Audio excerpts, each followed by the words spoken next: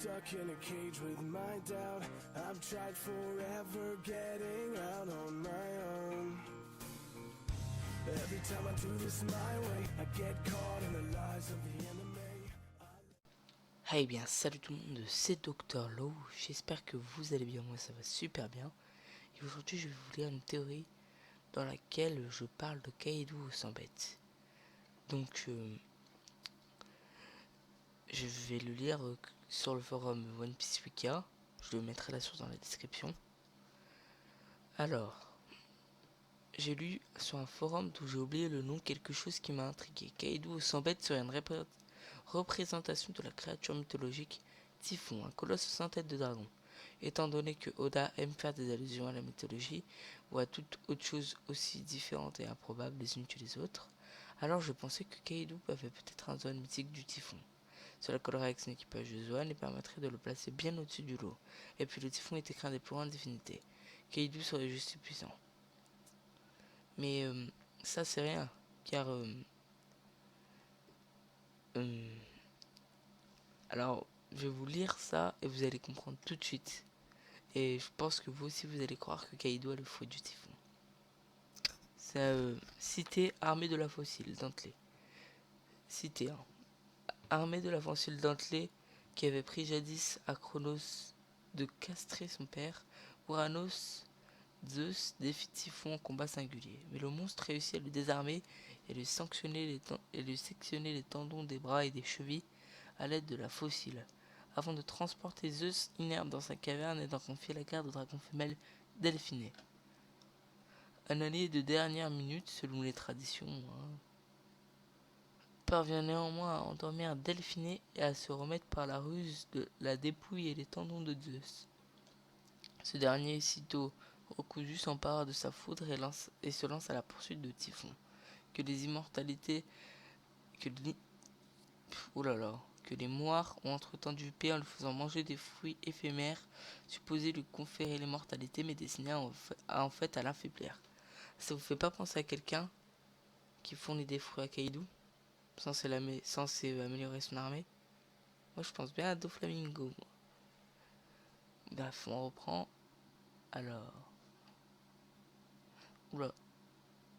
Ah voilà. Typhon foudroyé alors même où il atteignait la Sicile, est alors enseveli sous l'Etna où il rejoint un autre ennemi de Zeus, presque aussi dangereux que lui, le géant Encelade. Cela ne vous met pas la puce à l'oreille. Quel personnage dont Oda-san a annoncé le retour dans le Nouveau Monde a déjà assimilé à Zeus? Naru, bien sûr. Alors est-ce qu'on va avoir un Ener versus Kaidou? Mais vous allez dire qu'Ener n'a aucune chance face à Kaidou, face à un empereur. Je suis d'accord, mais si vous lisez bien la citation, on peut voir que Zeus perd dans un premier temps, mais gagne grâce à un allié la seconde fois. Et si cet allié c'était cette fois-ci représenté par Luffy? Certes, c'était l'un des boss les plus détestables de la première partie, et là il sera allié au Mugi. Cependant, il est évident qu'Ener ne reviendra pas en tant qu'ennemi pour la simple et bonne raison que ce serait répétitif, que quoi qu'il fasse, son fruit, aussi puissant soit-il, est toujours efficace face à Luffy. Cela refait. Il le fera donc une réapparition un peu à la Crocoboy. Pour ma part, je le vois bien revenir sur l'île où s'est trouvé Rouge avant l'ellipse. Le fait que le moine fou et Enaru soient originaires de la même céleste, en l'occurrence Blika, et que le supernova se trouve comme par hasard sur une île où la foudre tombe comme de la pluie, ce n'est pas une coïncidence. Et puis revoir le possédeur de Lugia, qui est pour moi le plus puissant et le plus classe, serait jouissif. Ça serait dommage de gâcher un fruit pareil. Jusqu'à maintenant, vous pouvez dire que ma théorie est tirée par les cheveux et pure invention. Cependant, d'autres éléments troublants m'amènent à penser que ce passage de la mythologie est une très grosse source d'impératisme par l'auteur. Relisez ceci.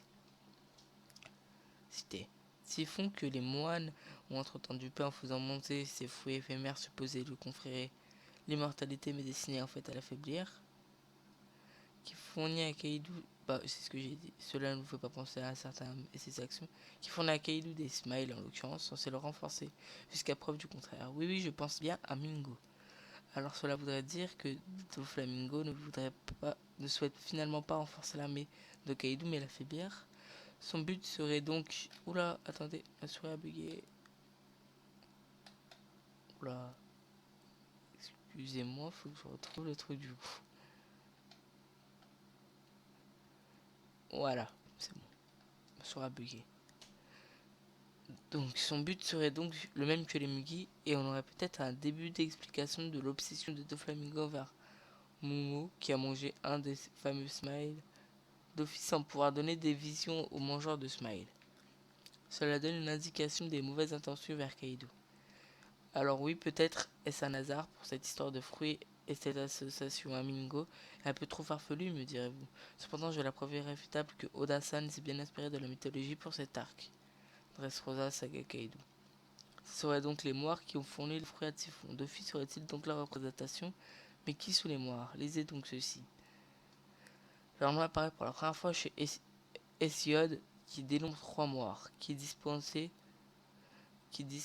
aux hommes et les biens et les maux. Cloto, la fileuse, Lachésis, la répartrice, enroule le fil, Arthros, l'implacable, coupe le fil. Dans le premier passage de Théogonie, leur rôle est en outre de poursuivre les crimes de l'homme et des dieux, et de ne déposer leur terrible colère qu'après avoir exercé sur le coupable une cruelle vengeance. On peut ainsi voir une instance sur le fils. Or, le fruit de Mingo est le Ito Itonomi, littéralement fruit de la ficelle. Encore une similitude très doublante, sans compter le fait que la première partie de la Thégonie, que l'on pourrait assimiler à la première partie de Grand Line, le but des moires est de punir les criminels.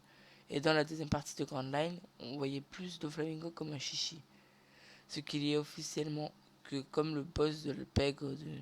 Excusez-moi. Comme le boss de la pègre du Nouveau Monde, ce qu'il est dans l'ombre. Et le but de Chichi est de punir les criminels à la base, si je ne m'abuse, outre le fait que la plupart d'entre eux veulent que le gouvernement mondial leur foute la paix. Encore une ressemblance. Enfin, dernière théorie, l'Etna ne vous rappelle pas quelqu'un personnellement. La tête d'Akainu m'est direct venue en tête quand j'ai vu le mot Etna, surtout en pleine frénésie one-piecienne. La mythologie raconte que Typhon fut enseveli sous l'Etna après sa défaite, m'a donc fait penser que Kaido finira enfermé à Down, ou peut-être une éventuelle apparition de Sakazuki. Après, je doute que même le niveau 6 pourra tenir un Yonkou. Théorie un peu plus inventée qu'autre chose, je l'avoue, mais pas aussi intéressante que les précédentes, mais plausible. En résumé, on risque d'apprendre d'ici peu que Mingo n'est pas vraiment un allié de Kaido, au contraire. Ener va sûrement réapparaître d'ici 1 ou 2 arcs. Moi, je vois pas le combat contre Ener tout de suite. Le combat Luffy Ener tout de suite, contre Kaido. Donc, sûrement après une première défaite face au Yonkou, Luffy et Ener vont combattre ensemble. C'est vrai que c'est assez choquant, mais c'est ce qui est selon moi le plus possible. Et mettre Kaido à terre après un combat sûrement très difficile, plus difficile que n'importe quel combat de Luffy jusqu'ici, et peut-être la mort d'Ener. Après le choc entre Mugiwara et Kaido, Akainu se déplace en personne pour coffrer Kaido et tuer Luffy. Ce dont il doit rêver nuit et jour depuis Marineford. Et peut-être la première apparition à visage découvert. Il a dû être sacrément amoché par Kuzan quand même pour qu'Oda-san nous cache encore une fois la partie supérieure de son visage. Voilà, merci d'avoir lu. N'hésitez pas à relever les failles de ma théorie, ça peut être que constructif. Voilà.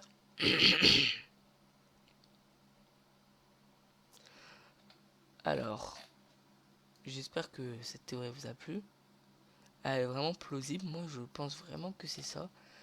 Puis en plus, sans tête de dragon, ça me fait penser à Kaido sans bête, non, pas vous. Bref, cette vidéo est terminée. Si elle vous a plu, n'hésitez pas à vous abonner. Moi, je vous dis à la prochaine. Allez, salut tout le monde.